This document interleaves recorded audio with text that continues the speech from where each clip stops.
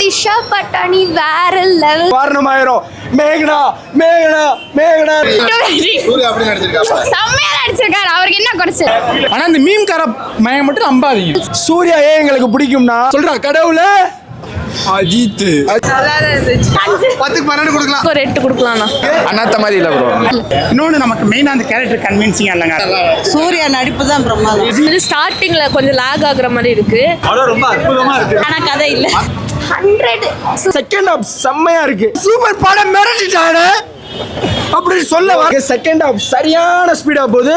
Second half உண்மையில சொல்ல போனா படம் நல்லா ஸ்பீடா போச்சு, நல்லா இருந்துச்சு. சூர்யா ஏன் எங்களுக்கு பிடிக்கும்னா நாங்கள் சின்ன வயசுல ஐயன் ஆதவன் பார்க்குறப்ப நாங்கள் சூர்யாவை பார்த்து தான் நாங்கள் இந்த மாதிரி ஜிம்முக்கு போய் உடம்பெல்லாம் ஏற்றுனது. ஆனால் மனுஷன் சொல்லணும் 49 வயசுலையும் உடம்ப தரமாக மெயின்டைன் பண்ணுறேன்.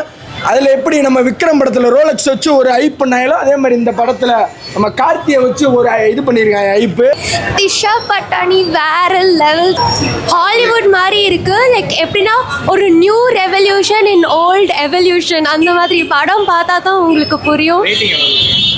100 பிக் சூர்யா ஃபேன். ஹாய். செம்மையா நடிச்சிருக்காரு. அவருக்கு என்ன குறைச்சல்? சூப்பரா நடிச்சிருக்காரு ப்ரோ. கார்த்தி லாஸ்ட்ல வராரு, செம்மையா வந்துட்டு போறாரு. அண்ணன் தம்பி ஒரே மாதிரி சூப்பரா முடியுது. அதுக்குள்ள வந்து படம் நல்லா இல்லை, கேவலமா இருக்குன்றாங்க. செம்மையா இருக்கு. யாரும் மீம் நம்பி போகாம இருந்தாங்க. படத்தை போய் பாருங்க. Super bro. சூர்யா தான் ப்ரோ படத்துல. நம்ம தான் ப்ரோ சூர்யா. ரேட்டிங்கா நான் சொல்ல வரல ப்ரோ. நீங்க போய் படத்தை பாருங்க, நல்லா இல்லாட்டி பாத்துக்கலாம். ஆனா இந்த மீம்கார மயம் மட்டும் நம்பாதீங்க. நான் அவ்வளவுதான் சொல்லுவேன். சரியா ப்ரோ? அவர் கடைசியா வந்து மாஸ் பண்ணி விட்டாரு. நான் 10க்கு 10 கொடுப்பேன். நீங்க வந்துட்டு பார்த்துட்டு சொல்லுங்க. சரியா? அவங்க இஷ்டம். நான் எதுவும் சொல்ல